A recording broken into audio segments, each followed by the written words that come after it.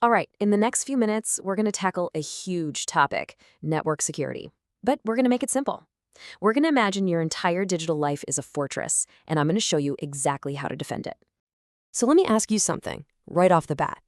How safe is that connection you're using to watch this right now? It's something we almost never think about, but literally our entire digital world depends on it being secure. You see, every single click you make, every show you stream, it all travels through this huge, complex network. So from this moment on, I want you to picture that network as your own personal fortress.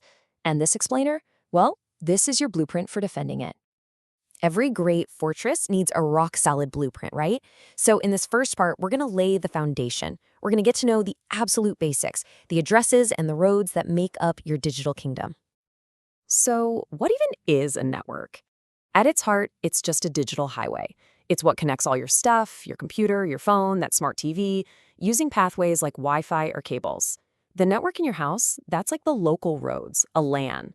And that connects to the global superhighway, the WAN, which of course we all just call the internet. Now, for any messages to get delivered in this fortress, every single device needs its own unique address. That's its IP address. And it works exactly like a postal address for your home, making sure that that cat video you're watching finds its way to your screen and not your neighbor's. You know, our whole digital address system has had to get a major upgrade. We started out with something called IPv4, which gave us about 4.3 billion unique addresses. Seemed like a ton back then, right? But with the explosion of phones, watches, and smart everything, we started running out fast. That's why we moved to IPv6. The number of addresses it can handle is, well, it's practically infinite.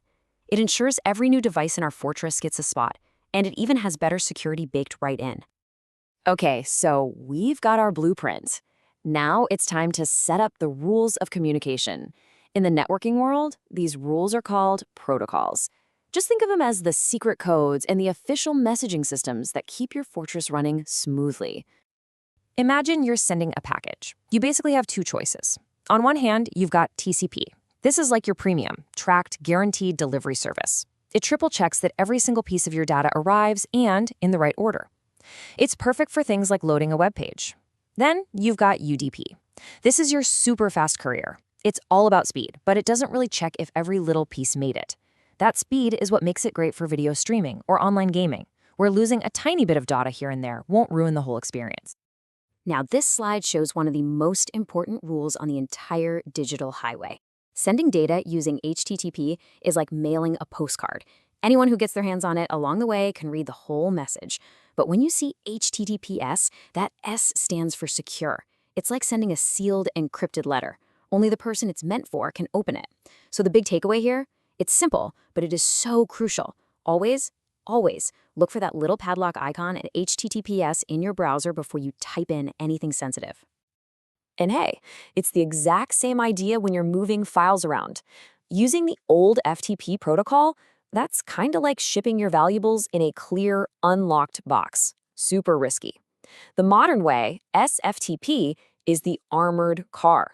It uses powerful encryption to make sure your files are completely protected while they're on the road. Okay, we have our blueprint and we've got our rules. Now it's time to actually build the defenses. So let's meet the gatekeepers, the guards, and the walls that are going to protect our fortress. Meet your fortress defense team. First up, you've got the gatekeepers. Your router connects your fortress to the great big world, and your wireless access point is another key gateway that absolutely has to be locked down tight. Then you have the firewall. Think of this as the actual fortress walls, blocking bad guys based on a really strict rulebook. Inside those walls, the switch acts like a guard captain, efficiently directing all your traffic. And watching over the whole operation is your surveillance system, an IDS, which spots intruders, and an IPS, which can actually step in and stop them. You know, to be a good defender, you've got to know how the other side thinks. So let's flip the script and look at the most common tactics attackers use to try and breach the walls of your digital fortress. First up is the DDoS attack. This is all about flooding the gates. An attacker basically sends a tidal wave of junk traffic from thousands of computers all at once, aimed right at your fortress. It completely overwhelms your main gatekeeper, your router, and makes it totally impossible for any legitimate visitors to get in. Next, there's the man-in-the-middle attack. I want you to picture a spy hiding in the shadows, secretly listening in on the conversation between you and, say, your bank's website. They can intercept everything to steal your passwords or your money. And this is precisely why using HTTPS, our sealed letter, is such a lifesaver. Phishing is maybe one of the most common and dangerous tactics out there because it's a social attack. The bad guy sends you a forged royal decree, an email that looks perfectly legitimate, like it's from your bank or your boss. The whole goal is to trick you into just handing over the keys to your fortress, your username and your password. And finally, there's DNS spoofing. Think of the internet's DNS system like a giant phone book or a set of road signs. In this attack, a criminal literally changes the signs. So even when you type in the right address for your bank, you get secretly sent to a fake copycat site they built just to steal your info. Okay, that was all a bit scary, right?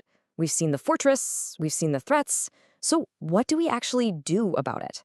Let's wrap up with a simple, actionable rulebook for keeping your fortress safe and sound. Here it is, your 5-step defense plan. Number 1, use encryption. Always look for HTTPS and use a VPN, especially on public Wi-Fi. 2, use strong authentication. Multi-factor authentication is like having an unbreakable key that changes every minute. 3, keep your walls strong. Make sure your firewall and security systems are turned on and always updated. 4, patch your devices. Software updates are how you repair the little cracks that attackers are always looking for.